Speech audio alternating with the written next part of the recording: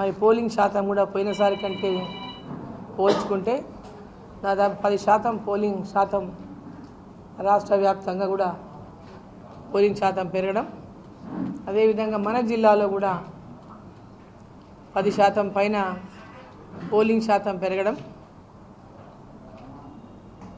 ప్రజలందరూ కూడా ఈ ఎన్నికలు పార్లమెంట్ ఎన్నికలు దేశంలో ప్రధానమంత్రి ఎవరు ఉండాలని నిర్ణయించడం కోసమైనటువంటి అవగాహన ప్రజల లోపల పూర్తిగా ఈ ఎన్నికల్లో గ్రామానికి ప్రతి ఒక్క ప్రజలకు ఈ ఎన్నికలు, ఎందుకంటే మామూలుగా జనరల్గా మనం చూస్తే పార్లమెంట్ ఎన్నికలకు పెద్ద ఉత్సాహంగా ఓటు వేయడానికి ఎవరు ముందుకు రారు. లోకల్ బాడీస్ ఎలక్షన్లు వచ్చే వరకు పోలింగ్ ఎక్కువ అవుతుంది, అసెంబ్లీ వచ్చే వరకు లోకల్ బాడీస్ కంటే కొంచెం తక్కువ అవుతుంది, పార్లమెంట్కి వచ్చే వరకు చాలా తక్కువ అవుతుంది మనం పోలింగ్ చూసుకుంటే. అట్లాంటిది ఈసారి పార్లమెంట్ ఎన్నికల్లో కూడా అసెంబ్లీ ఎన్నికల్లో పోలింగ్ జరిగినట్టుగా ప్రజలందరూ పెద్ద ఎత్తున ఉత్సాహంగా పోలింగ్ బూత్లకు చేరుకొని దేశంలో నరేంద్ర మోదీ గారు ప్రధానమంత్రి కావాలి, దేశం కోసం జరుగుతున్నటువంటి ఎన్నిక, మొన్న రాష్ట్రంలో ముఖ్యమంత్రి ఎవరు ఉండాలని ఏ పార్టీ ఉండాలని మొన్న ఓట్లు వేసినాం, కేసీఆర్ ఓడిపోవాలని మొన్న ఓట్లు వేసినాం. ఈ ఎన్నిక మాత్రం ఖచ్చితంగా దేశంలో మరోసారి నరేంద్ర మోదీ గారు ప్రధానమంత్రి కావడం కోసమైనటువంటి భావన ప్రతి ఒక్కరిలో కూడా, గ్రామాల్లో ఉన్నటువంటి వృద్ధులకు కూడా ఓటు ఎవరికమ్మా అంటే మోదీకి అనేటటువంటి విధంగా స్పందన ప్రతి గ్రామంలో అట్టడుగున ఉన్నటువంటి మారుమూల ప్రాంతాలకు కూడా ఈ ఎలక్షన్ మోదీ గారిని గెలిపించాలని, మోదీ గారు ప్రధానమంత్రి కావాలని పెద్ద ఎత్తున చైతన్యం వచ్చింది ప్రజల లోపల. అదేవిధంగా పోలింగ్ బూతులలో కూడా పెద్ద ఎత్తున పొద్దున 7 గంటల నుంచే పెద్ద ఎత్తున కుటుంబం ఫ్యామిలీతో సహా పోలింగ్ బూత్లకు చేరుకొని ఓట్లు వేసినటువంటి అనేక బూతుల్లో ప్రతి బూత్లో కూడా పరిస్థితి మనం చూసినాం. మరి మహబూబ్ నగర్ పార్లమెంట్లో కూడా ఈరోజు నరేంద్ర మోదీ గారు ప్రధానమంత్రి కావాలని, ఇక్కడ భారతీయ జనతా పార్టీ తరఫున నరేంద్ర మోదీ గారు ఆశీర్వదించినటువంటి అభ్యర్థి పాలమూరు బిడ్డ డి కరుణమ్మ గెలవాలని ప్రతి ఒక్కరు కూడా ఎన్నికలకు ముందే ఒక డిసిషన్కి వచ్చినటువంటి నేపథ్యం చాలా చోట్ల కనిపించింది. ఇక్కడ ముఖ్యమంత్రిగా రేవంత్ రెడ్డి పెద్ద ఎత్తున ప్రచారం చేసిన, 8 సార్లు జిల్లాకు వచ్చిన, అనేక రకాలుగా భారతీయ జనతా పార్టీని నరేంద్ర మోదీ గారిని మరి ఇక్కడ నేను కంటెస్ట్ చేసినటువంటి అభ్యర్థిగా నన్ను అనేక దుర్భాషలు మాట్లాడినా కూడా భయభ్రాంతులకు గురి చేసిన, ఫోన్లు చేసి భయపడిచ్చిండ్రు.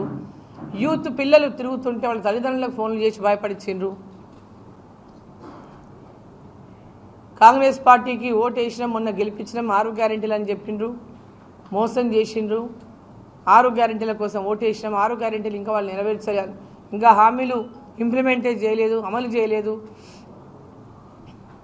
ఈ ఓటు నరేంద్ర మోదీ గారు అందించినటువంటి పేదవాళ్ళకు అందించినటువంటి ఉచిత గ్యాస్ కనెక్షన్లు కావచ్చు, ఉజ్వల మరుగుదొడ్లే కావచ్చు, ఉచిత బియ్యమే కావచ్చు, కరోనా ఫ్రీ వ్యాక్సినే కావచ్చు, గ్రామాల్లో ఉపాధి హామీ కూలీలకు 310 రూపాయలు పెంచడమే కావచ్చు, గ్రామాల్లో పెద్ద ఎత్తున సీసీ రోడ్లు కానీ, ఇతర అభివృద్ధి పనులు కానీ, అంగన్వాడీలో భోజనం కానీ, ఇట్లా చెప్పుకుంటూ పోతే రైతులకు కిసాన్ సమ్మాన్ నిధి కానీ, ఉచిత రైతులకు సబ్సిడీ మీద ఎరువులు కానీ, ఇట్లా అనేకమైనటువంటి కార్యక్రమాలు నరేంద్ర మోదీ గారు చేసినటువంటి అనేక పథకాలు, గ్రామాల్లో సీసీ రోడ్లు, డంపింగ్ యార్డులు, హరితహారం,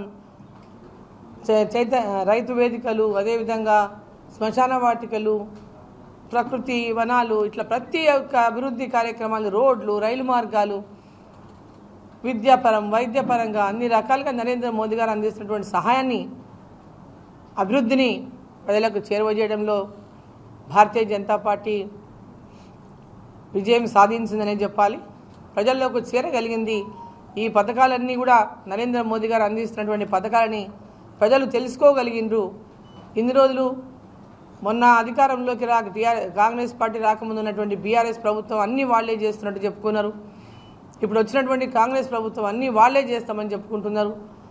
కేంద్ర ప్రభుత్వం నుంచి వస్తున్న నిధుల గురించి వీళ్ళు ఎవరు చెప్పకపోవడం, పథకాల గురించి ప్రజలకు చేరవేయకపోవడం, వాళ్ళకి అవగాహన కలిగించకపోవడం, చైతన్యం కలిగించకపోవడం, మరి ఇవన్నిట్లో కూడా ప్రజలకు ఒక హామీని నరేంద్ర మోదీ గారు అందిస్తున్నటువంటి ప్రతి ఒక్క అభివృద్ధి పథకం ఏ డెవలప్మెంట్ సోర్స్ అంటే ఎలాంటి డెవలప్మెంట్ పథకమైనా ప్రజలకు చేరవేస్తాము, అది మీకు అందిస్తాము అని ప్రజల్లోకి తీసుకెళ్ళగలిగినాం. పెద్ద ఎత్తున ప్రజలందరూ కూడా ఇవాళ భారతీయ జనతా పార్టీకి ఏక లక్ష్యంతో దేశంలో నరేంద్ర మోదీ గారు ఉండాలి, ఈ ఓటు మోదీ గారికే, దేశం కోసం ధర్మం కోసమని ప్రతి ఒక్కరు ఎక్కడ చూసినా ఇవాళ గ్రామాన ఉన్నటువంటి రైతులు కానీ, మహిళలు కానీ, యువకులు కానీ ప్రతి ఒక్కరు బీసీ, ఎస్సీ, ఎస్టీలు కూడా పెద్ద ఎత్తున ఈసారి ఎస్టీలు భారతీయ జనతా పార్టీ వైపు ఏకపక్షంగా ఇవాళ ఓటింగ్ చేసినటువంటి పరిస్థితిని గ్రామాల్లో, తాండాలలో కనిపిస్తూ ఉంది. సో ఈ ఎన్నికల్లో తప్పకుండా భారతీయ జనతా పార్టీ మహబూబ్నగర్ పార్లమెంటు స్థానం 100కి 200% మంచి మెజార్టీతో విజయం సాధిస్తున్నాం.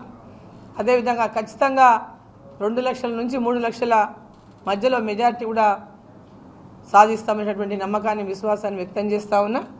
రాష్ట్ర వ్యాప్తంగా కూడా 12 స్థానాలను భారతీయ జనతా పార్టీ గెలుచుకోబోతా ఉందని ఈ సందర్భంగా తెలియజేస్తూ, అది ప్రధానమంత్రి గారు నిర్ణయం ఉంటుంది, అది మేము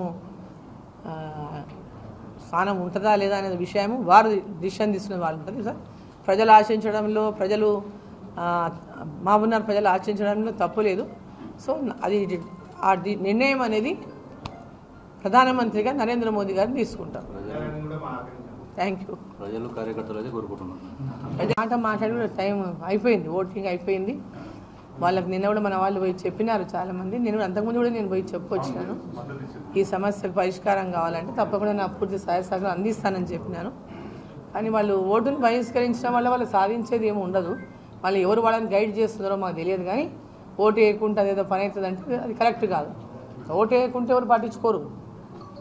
ఎవరు పట్టించుకుంటారు? ఓటు వేయకుంటే ఎవరు పట్టించుకోరు కదా. సమస్య అనేది పరిష్కారం కావాలంటే ఓటేసి కొట్లాడాలి, తమ ఓటు హక్కును ఉపయోగించుకోవాలి. సమస్య పరిష్కారం చేయడానికి రాజకీయ పార్టీల పైన వాళ్ళ మద్దతు కోసం కొట్లాడి చేయించుకోవాలి. అది వాళ్ళకి హక్కు ఉంది. కానీ ఓటు వేయకపోతే వాళ్ళ హక్కును వాళ్ళు కోల్పోతున్నట్టే కదా. అసలైన తొలి వెలుగు. ఫాలో వాట్సాప్ @తొలి వెలుగు official.